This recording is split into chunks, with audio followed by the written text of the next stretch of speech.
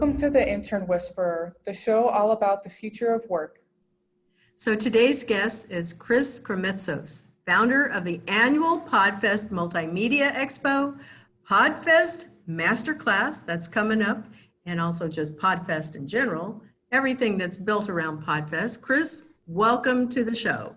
Hey, thanks for having me on.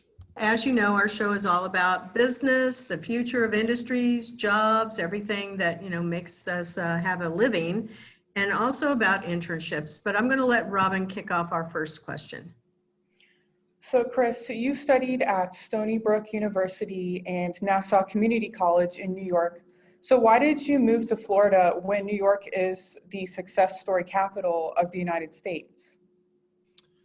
I mean, you're saying that during 2020, everybody's leaving the state. So maybe I saw the writing on the wall. I just saw an opportunity in Florida. I really enjoyed the state. I enjoyed a lot of the freedoms that come with the state, with no state tax, and a lot of the economic freedom. So I was one of those people that kind of liked the warm climate, liked the tropics, saw a state that was very conducive to business. And I also, you have to realize, I grew up in an area where I saw when people just keep increasing taxes and the pressure, what that did to the middle class population. And I grew up in a middle class home. So I guess part of the reason was I enjoyed the weather, but another part was economic freedom. So I guess I was a little bit ahead of the trend, but I just saw the writing on the wall. It was either Tampa, Florida, or Las Vegas, Nevada. And I love Arizona. There was a couple places, but I landed in Tampa. So you like the warm climates. That was a key consideration, it sounds like. The palm trees were definitely, growing up in New York, we never saw a palm tree. So the first time I saw them down here, it was really cool, really tropical. But it's also, there's you have to realize real estate was like a third of the price when I moved. So there's a lot of things you're like, what? You could actually buy a house for how much? Is that even possible? It almost seemed unreal. So there was a lot of cool mobility thing that you could get, but I would have done well in New York City. I would have just taken the train in and hustled. Hustlers hustle wherever they go. I just enjoyed the climate and kind of the business environment of the state. I saw Florida on the growth, and I saw New York kind of already had plateaued when I moved, and now it's backtracking a little bit. It'll probably still be okay, but right now it's giving back some of its leads. I agree. I think that, my family, when I was growing up, I was born in Kansas, but I've lived all over the United States, Arizona, California, you name it. I've been in most of them, it seems like, if not living, passing through. But cold is not something I enjoy. I like to visit it, and I want to live in warm climates. Yeah, 100% agreed on that one. Yep, same thing. I like visiting it. I just don't want to live in it year round. Yeah, no more, for sure. So PodFest, we're going to build off of some of this previous success. And back in August, you had PodFest, the Multimedia Expo, the big giant summit where you broke the Guinness Book of Records. Why don't you walk us through what that looked like? That was the biggest thing ever. So many people. I'm going to let you go ahead and share all the glory. Well, from an entrepreneur's perspective, we have a live event called PodFest Expo, which is a live event, like physical live event. We were very fortunate that in 2020, we were the only event of our size to be able to go on. 2 days later, the country shut down. So, I mean, you want to talk about luck. You couldn't be any luckier for someone that produces live events. Sometime in the summer, we decided to set a Guinness World Record for largest virtual conference in the world for podcasters. And we got the Guinness Book involved, and we had 300 and I'm going to be conservative on how many speakers, but it was somewhere around 320, but I believe it's in the 350s, but 320 speakers.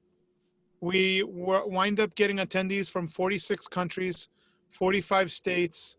We had 3 languages spoken. We were teaching in English, Spanish, and Mandarin. And we had people from India to Singapore to all over the world, Nairobi. And we were able to bring the world together thanks to this new virtual medium. And we got an app called Whova that allowed us to integrate with Zoom.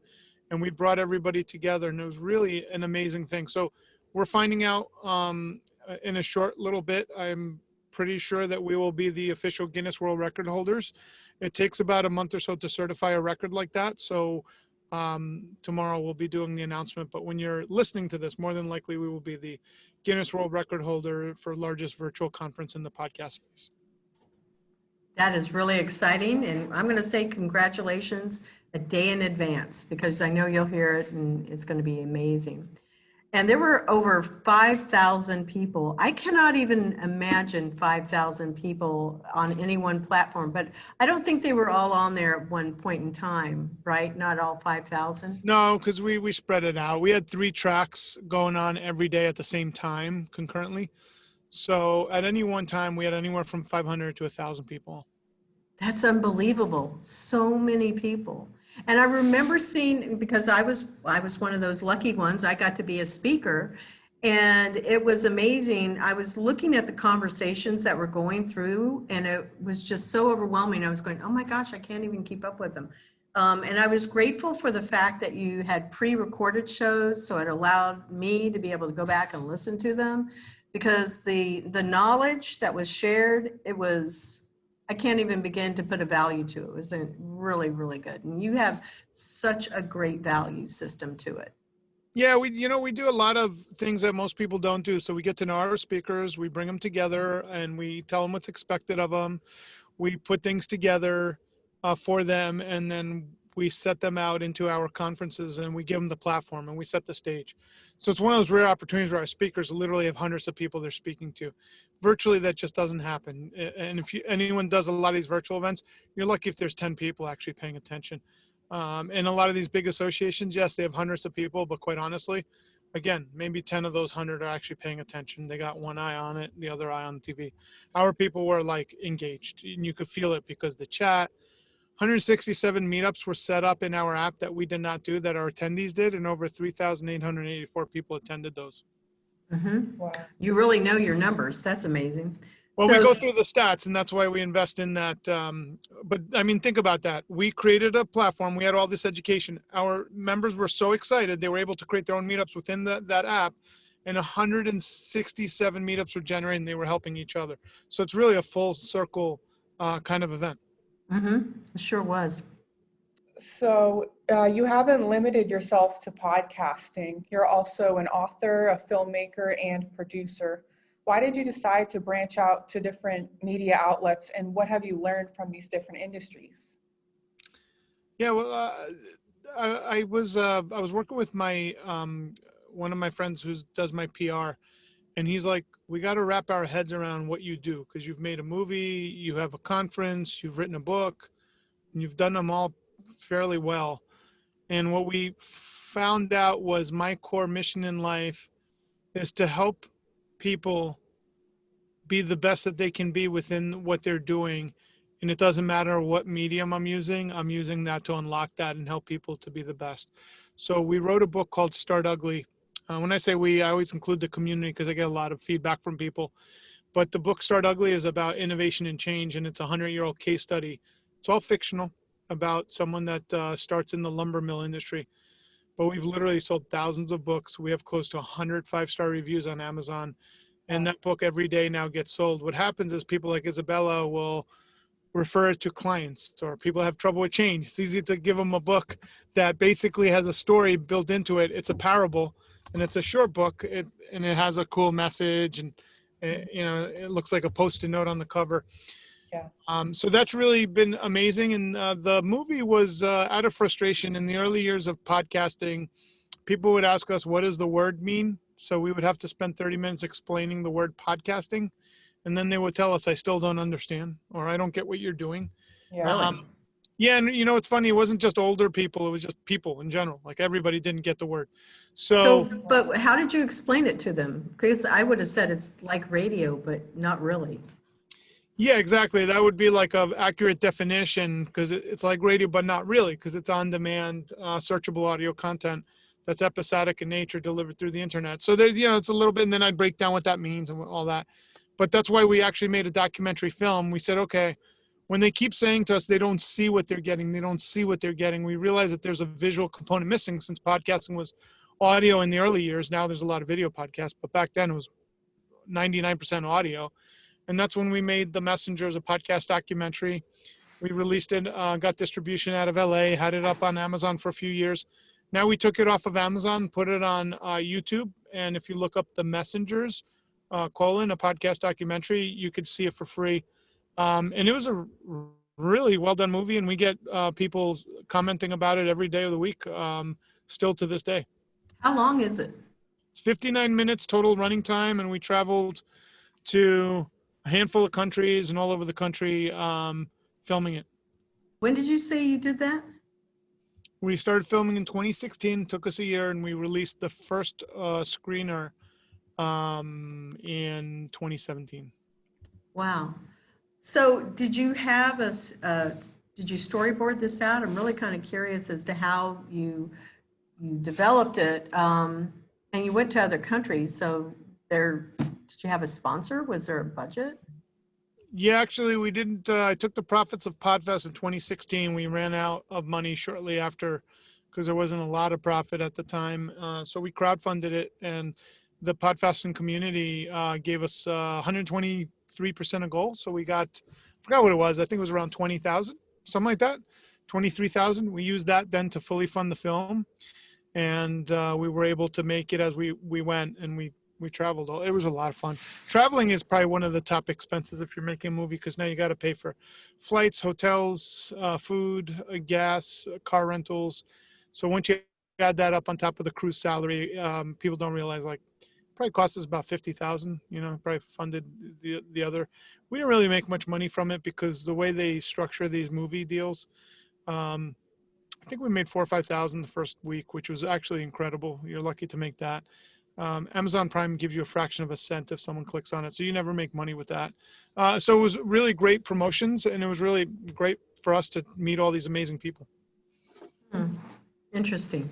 And what I mean by interesting is, you have something that's proprietary, and it's really challenging to be able to make money on it because you have to use some of these vendors, like whether it's Facebook or YouTube. I guess Vimeo, you could probably get away with it, but I don't know, do they charge? No, listen, it's just difficult in general. So that's why we put it on YouTube for free now.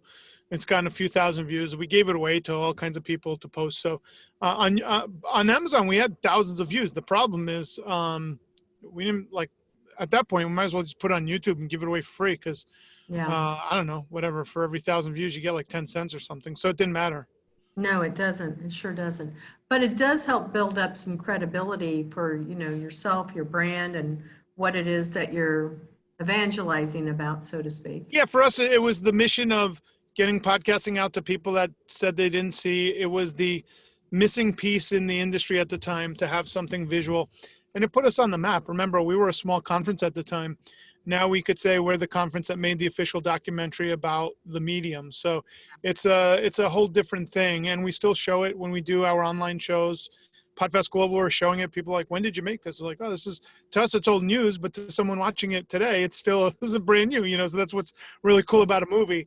A lot of people don't realize, like, you watch your favorite star in a movie, and then you see the star 20 years later, you're like, man, they're really old. Well, yeah, that movie was done 20 years ago. You've been watching every year since.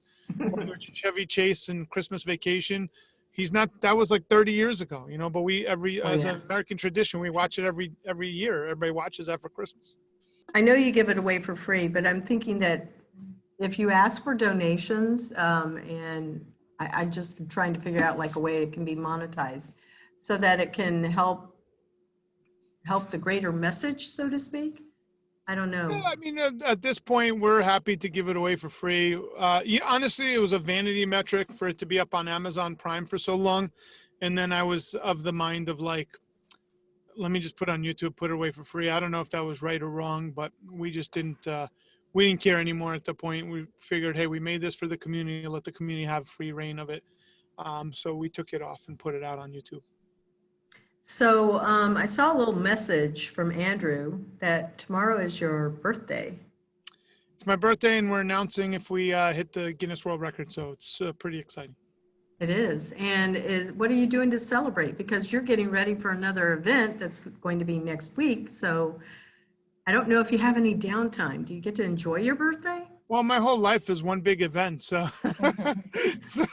I've done over 2,000 events. So literally, Back in the day, what I used to do for my birthdays is I would experiment with a new kind of an event format, and that way I figured if people didn't like it, they'd still be happy because it came out for my birthday. So I'd use my birthday as experimentation. Oh, that's brilliant. Yeah, because who's going to Can't say be angry at someone for their birthday, right? Exactly, no? no.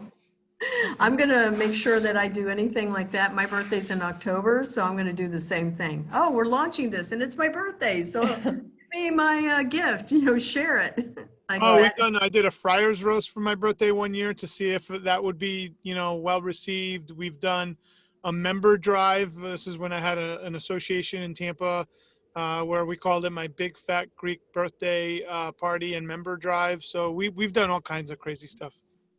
So tell me your entrepreneur story. Like, where did you go, as soon as you went out of school or whatever? I know I'm kind of getting a little bit ahead, but I'm just curious, like, how did you get into all of this? I've been an entrepreneur from 13 years old. So from 8 years old, I knew I didn't want to work for anyone. So I used to make little figurines on the back of my work. And my uncles owned a diner. So I would pretend like I owned 10 diners or something. I was like the richest little Greek American in town. So that was like my background. And then I started selling candy at school at 13. So I would make 20 bucks a day there. Half was profit, half was to buy more candy. Then I used to sell flavored cappuccinos to diners that didn't have a machine. So they'd put the steamed milk with the flavored cappuccino. Actually, they'd have to have a machine, but they didn't have different flavors. I've done a lot of different businesses. So I've been a serial entrepreneur. So when I went to college, it was to make my father happy. So I could and also I was getting paid because I was so good with money. I would get all these scholarships. So I was making money at college. So by going, like I was getting all these things. So that was really a nice ride. And then moved to Florida, got involved in real estate. But my knack I found in my late 20s, I love bringing people together and doing live events. It's the most painful thing you can do, but I'm really good Oh at my it. God.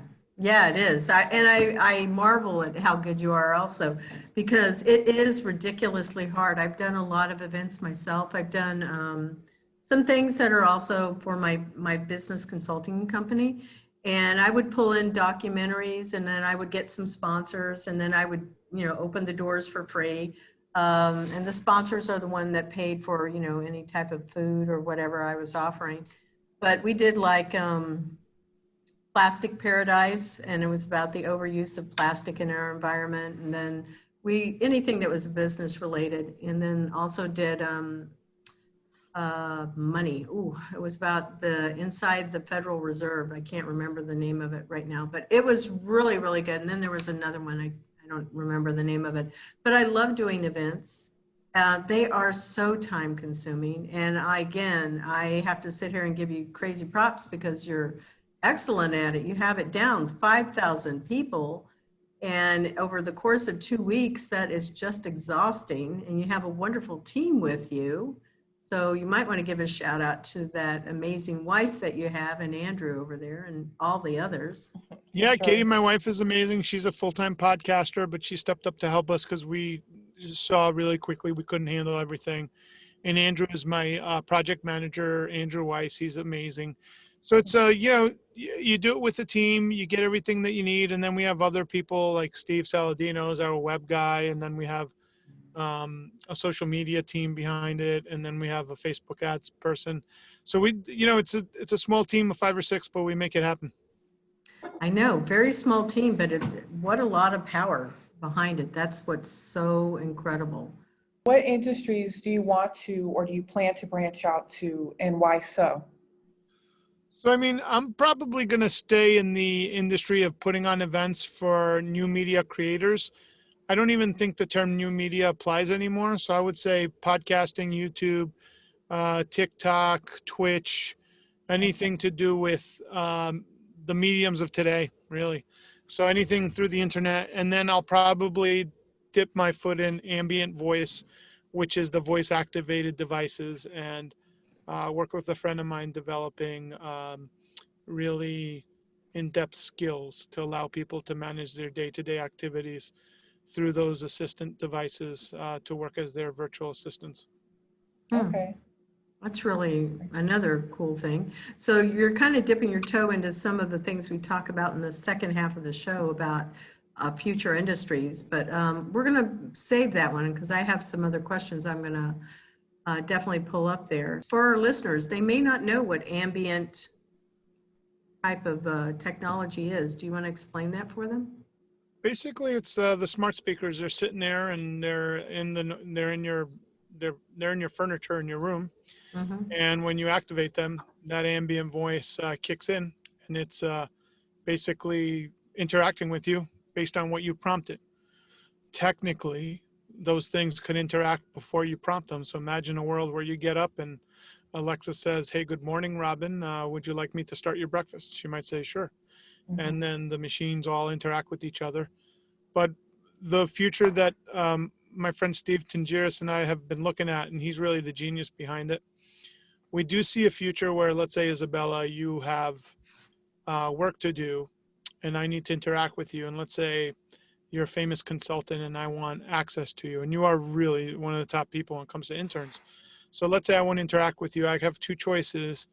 I could talk to Alexa to ask you a question, and then you could program Alexa to either speak back in your voice. So then let's say one person asks a question, you could program Alexa so that way anytime moving forward, anyone asks you that question, you have an answer already prepackaged. So you never have to answer another question twice. Wow. If you're a very famous person and everybody wants access to you, then I'll pay a $10 a month fee just to ask Alexa questions that ask you questions, and then you get paid by millions of people because they just want to know what's in your head. That's That's so interesting. Yeah. Super interesting. Yeah, because I know that right now, like my phone will go, I can go, "Hey Siri, blah, blah, blah," and it talks back with me.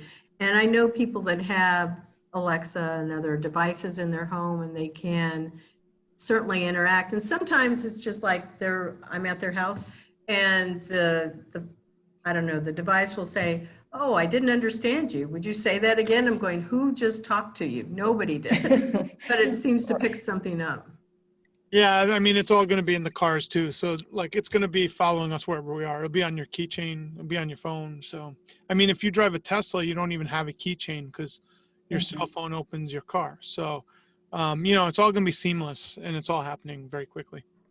Yeah, yeah. We have keyless entry in here. That's one of the things I was showing Robin. So everything, I could not Yeah. agree with you more, will be run through the phone.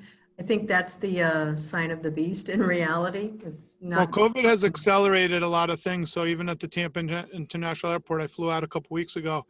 There used to be a person at a kiosk checking you in. Now it's all just a machine. Like you didn't need a person there anyway. So what it's done is exposed all the stuff you don't really need a person for. And since people have to create touchless systems, they've integrated it almost immediately. So it's really pushed us forward in how we use technology. Same here in the offices that I work with, everything's touchless. Like the sink is touchless. Like I don't have to touch Right. anything to wash my hands, So Are that's you the world talking we live in. about Clear? When I go to the airport, I use Clear and scans the retina of my eye. Oh yeah, no, I have Clear. I had Clear. I don't know because now I haven't flown it all year, so I don't know if I renewed it. But I use Clear. But no, I'm just talking at the regular Tampa International Airport to take your trams out. There used to be a person that would scan you in. Now it's just 4 like iPad-looking kiosks that scan you in. You just walk Oh, in. those. And then in the American Airlines part of it, there's no one. You just go in the trams. I guess they get you on the other side. So they've literally taken a lot of redundancies out of the systems that were there. And I mean, if you ask me when things go back to normal, those things aren't going back to normal. Those systems are staying. They're not going to need those people for those areas. So that's just what we see right now. And then ambient voice, the stuff that the voice technology, that's gonna really push us forward. They have computers right now that are reading like John Maxwell books, and you can interact with the artificial intelligence device and debate about the author, like because it memorizes everything the author did, and it could tell you his viewpoints, and you could debate artificial intelligence about what that person's stance is on a topic. That's right now, today. That's not like tomorrow. We already have it. Right. So that's the world. Now the challenge is it takes years for humans to adjust to the technology. Technology always moves faster than the humans. Yeah, that's very, very true. Very true. So I'd like to know where that one is too. So if you have a link for that, share that later. It was a Google, they did a demo a few years back and they were talking about it, but it's somewhere out there on the internet.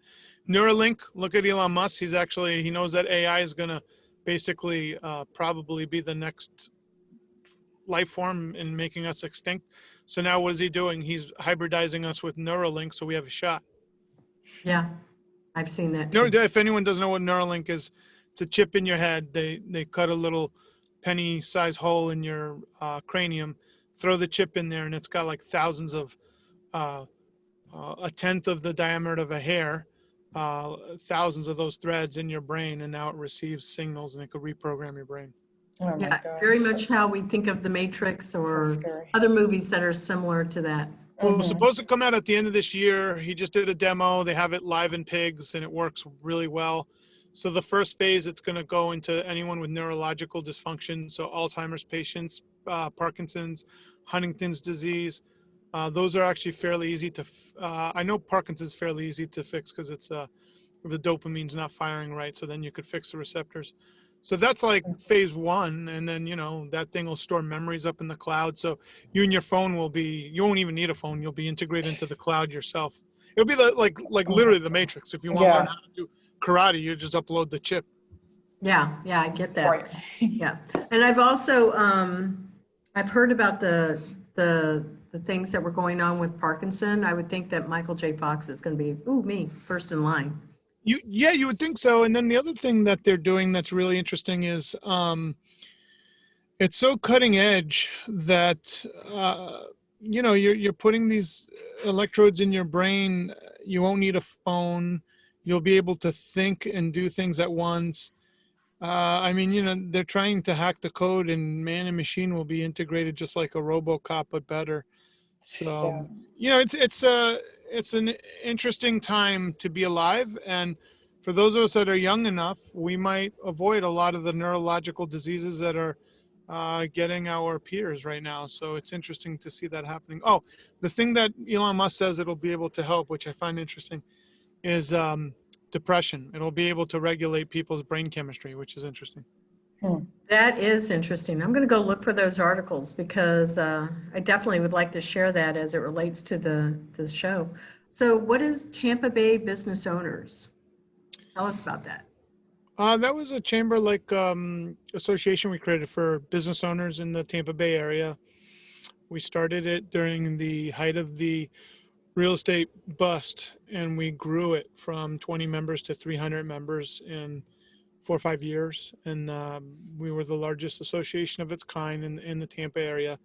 And then I had the good fortune of having a successful exit, selling the company, and then that was the bridge where I transitioned over to podcasting full time. I think that was a really smart move, honestly, because real estate, that's one of the things that we're known for in Florida, right? Because we have all of this tourism, although it's not happening now. So I think that was a very smart move. You moved into something that's, much more technology oriented and disseminating information to help people. So you had foresight. Well, yeah, we built it in the real estate bust. So most of our members were not in real estate. We just built it during a recession. It just shows you that anything can be built in any cycle.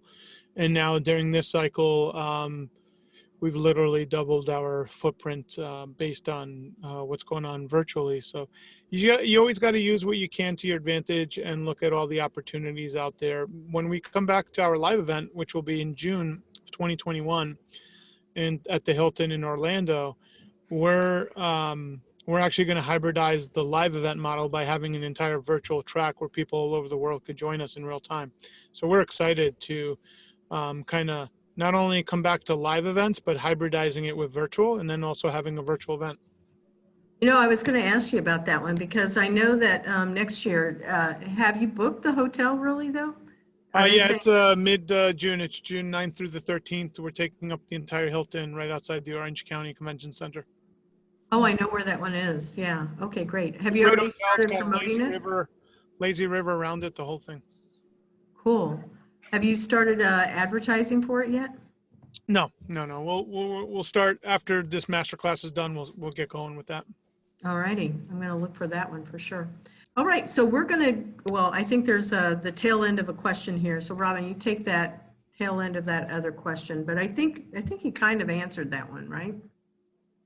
Yeah, just about how the COVID-19 pandemic impacted you and your businesses personally and what changes you've made. Yeah, so for us, we were going to do a virtual model anyways in the off season because there's so much time till the next event. It's a 1 year.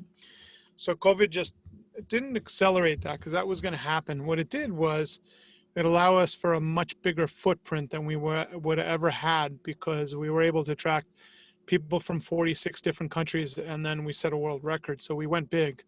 So our philosophy is go big or go home. So we went big, and since then, it's literally helped us breathe new life during the downtime. Now, fortunately for us, we had a live event for the year, so we got to coast and build. Unfortunately for a lot of our peers, they didn't have the same good fortune, but they've been transitioning to virtual events as well. You raised another interesting point here. Did you set that 5,000 goal before COVID or when COVID happened? It was actually a few months after COVID. We were sitting there, and sometime in June, we talked to Guinness World Record. They're the ones that set the goal for you. So you can't necessarily tell them they would not do anything under 5,000. It was a very difficult goal to make. I thought it was going to be very doable. Once we got into it, we realized we had to push really hard to get it going. Yeah, I would think so, because 5,000, it doesn't sound like a big number, but you're very smart, I think, in the way that you handled it. You leveraged it based on key relationships, and then by making it go global, of course, it had to work. But so much time and energy put into that, and you turned that around so fast. So again, to your credit.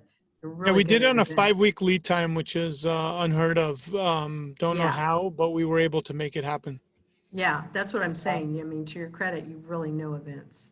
You know it well. Well, yeah, I had right. So Isabella, what you're mentioning is a very smart business tip.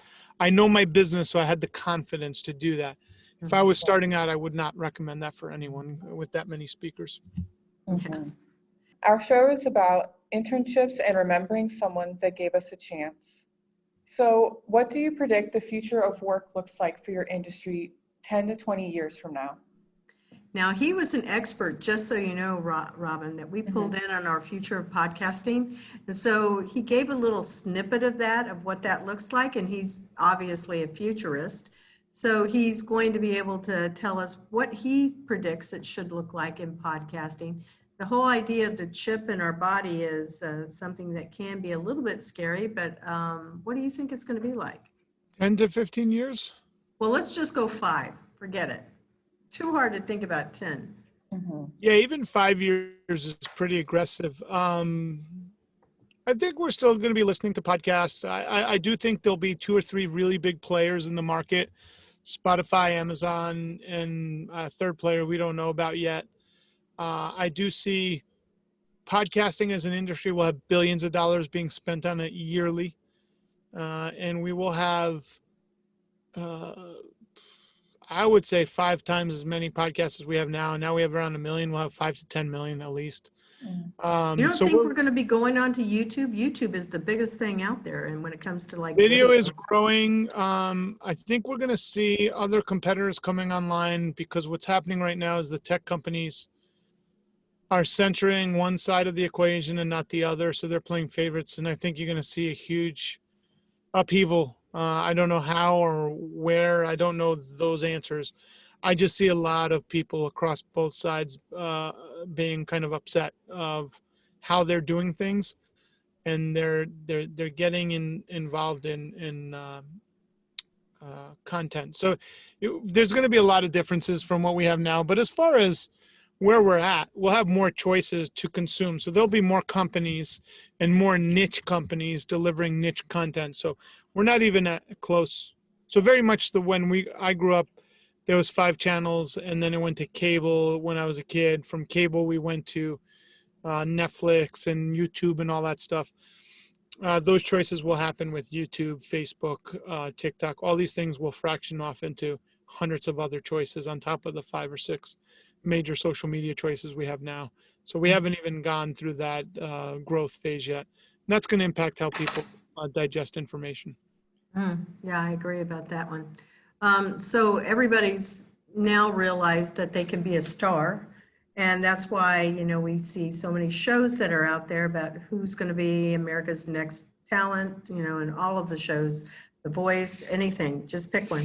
But people can do that. They can take that destiny, if you will, right into their own hands and put it out there on Facebook, put it out there on YouTube, the channels that they know and people know well.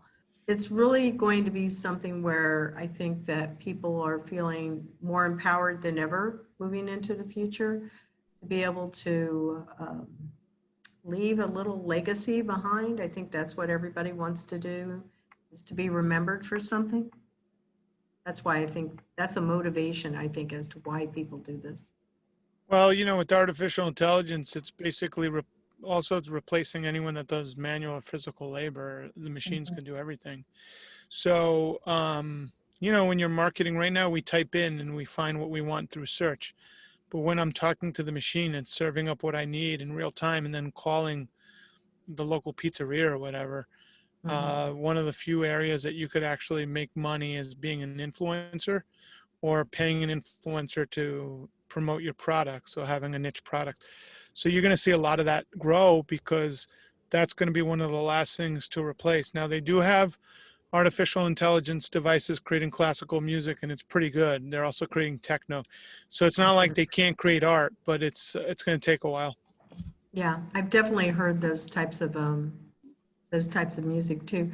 And also the robots, you know, I saw this one, it was a video where Google had created the AI so that when I was calling to get a haircut, I go and call and say, oh, I want to get my haircut. I'm interacting with this AI device that can actually tell and respond to my questions no matter what they were. So I would go, well, at least on the video, it was doing it. Well, no, Saturday isn't going to work. I need this day. So no matter what direction you went, it actually sounded exactly like a live person. And the reason why it was so appealing is because it removed some of the friction and the hostility that can sometimes come out of human emotions when you're interacting with customer service, so to speak. So it was able to provide more empathy.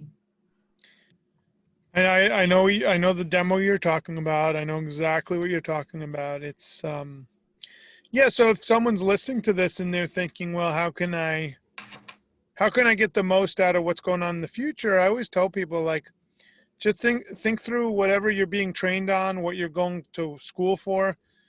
Is it possible? Like, if I was an accountant, I'd be scared because that's like very easy to automate. Honestly, it's numbers. It is. The only reason accountants have made more money, they're one of the only fields that have been automated to death, and yet they make more money because people hate numbers. It's a boring job. No one wants to do it. So they still make money because of that. But honestly, if you think about artificial intelligence, it'll be able to crunch numbers better than any accountant, and it'll have all the loopholes and everything in the system, and it'll tell you what you can do. So I just don't I don't see a future. If I was going there, I would go into a very niche part of accounting because that'll take a while before they automate that. But I wouldn't want to be a general. I'm talking about 10 years out. I wouldn't want to be a general CPA. Right now, there's no problems, but they're going to be very upset a few years from now. I mean, all the journalists were when they got blogs replaced their livelihood from, you know, a nice journalist job where they're making good money and, you know, barely working compared to what millennials are. Millennials are cranking out more content than's ever been cranked out. Yeah, I think part of how the differentiation is going to be seen is the way that this is about interacting with a human and having more of a relationship, being able to tap into things that are creative through that experience that we have together, whether it's through brainstorming or, you know, whatever it is. But I think that is going to be where the differentiation becomes, as I mentioned, and the money begins to go, because it's creating something that is, we're made for relationships as people, and that's what we want. There's going to be this place of finding that balance between automation and the interaction with others.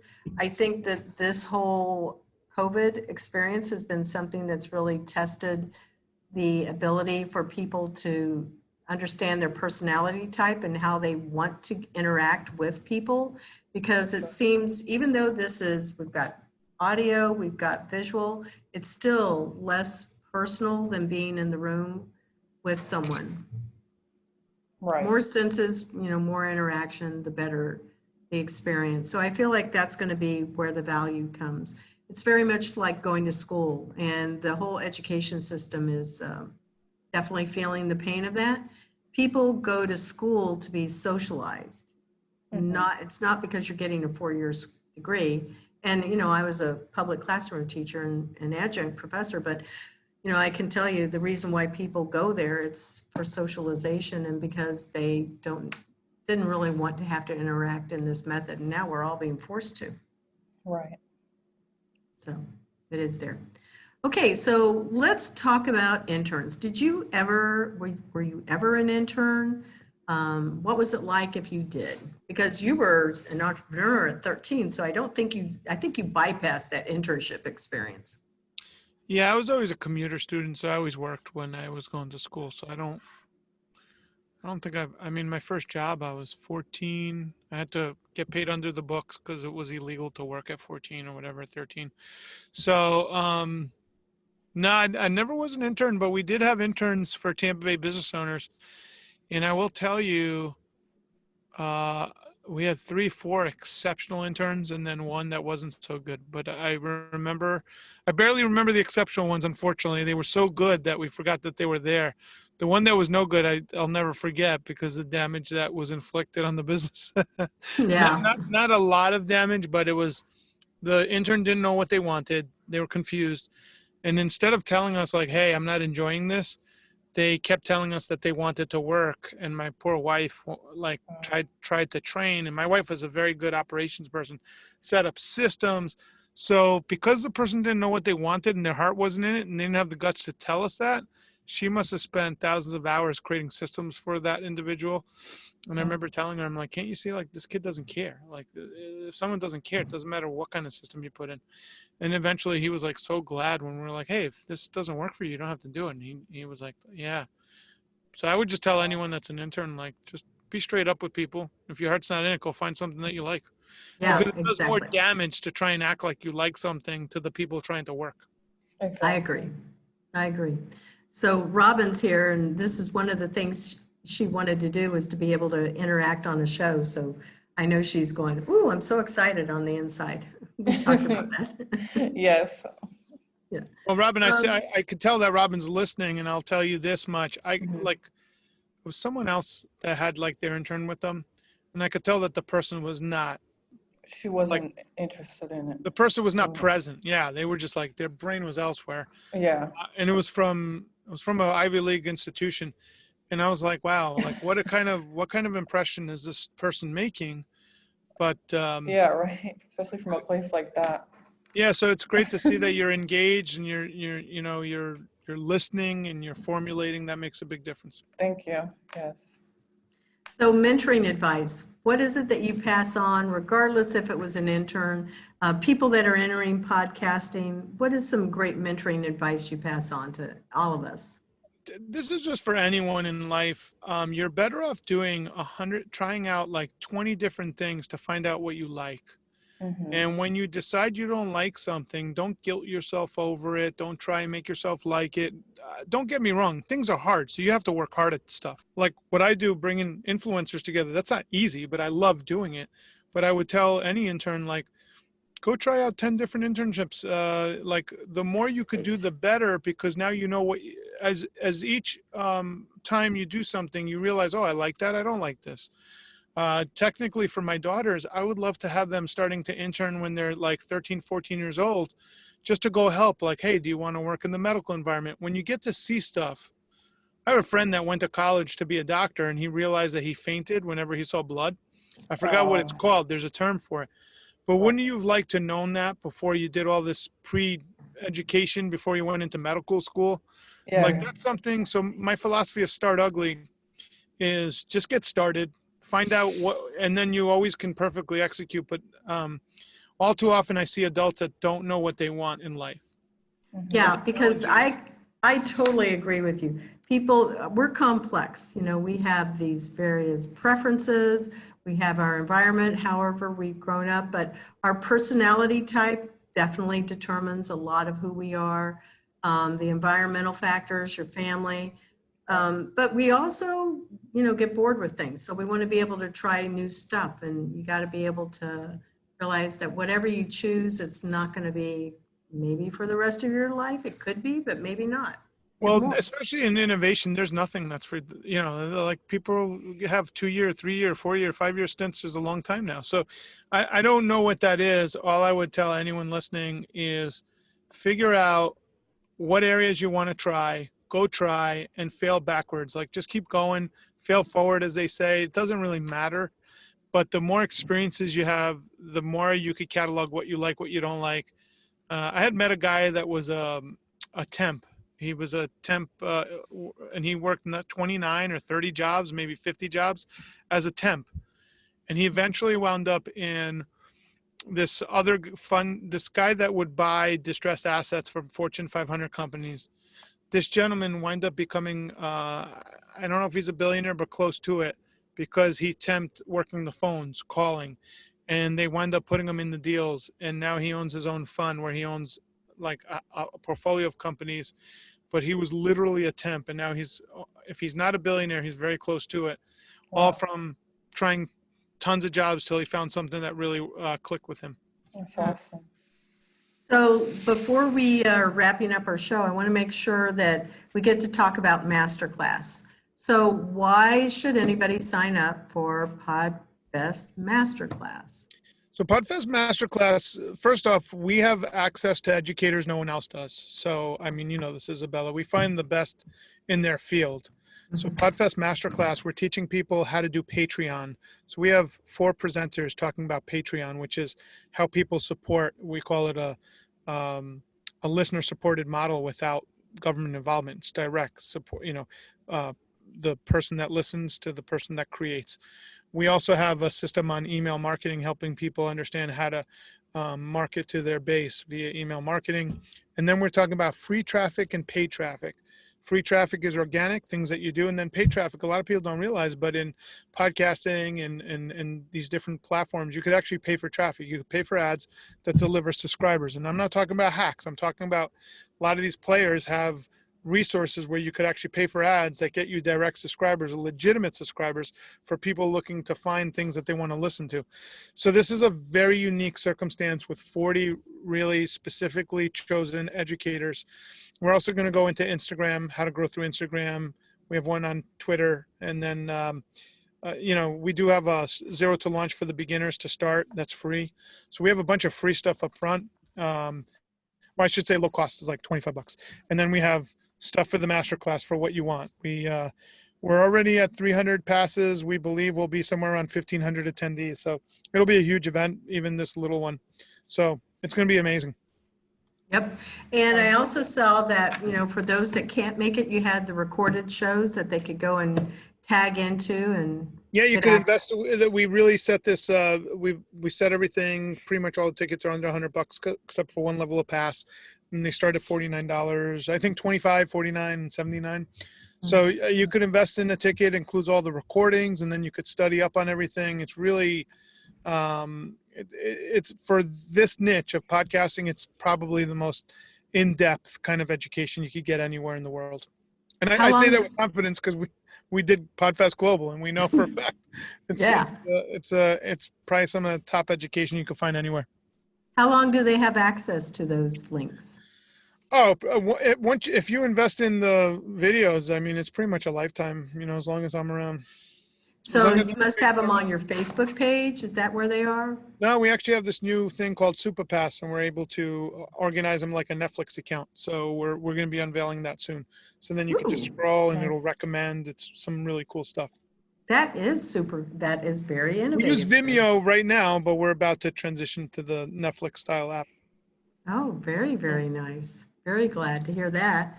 Okay, so where can our listeners, how can they contact you? How do they find you? Social channels? What would you like to share with our listeners? Just if you look up Chris Kremitzos on Google, it'll respell my last name, and you'll find chriskremitzos.com, or just find me on social media. I'm on Facebook and the different platforms. Mhm. And then I think, yeah, that's easiest, but you might need to spell your last name just one more time for our listeners. Yeah, it's Chris with a C, Chris, and last name is Krim, like Mary, I, T as in Tom, S as in Sam, O as in Oscar, S as in Sam. Chris Kremitzos. Well, thank you again. And I just want to be able to say to our listeners, if you want to know more about Chris, be sure to go look him up, Google him for sure, and then always look for PodFest. And I want to thank Robin. Good job. Great job on the show. So Thank you. we are signing out. Bye, guys. Thank you. You too.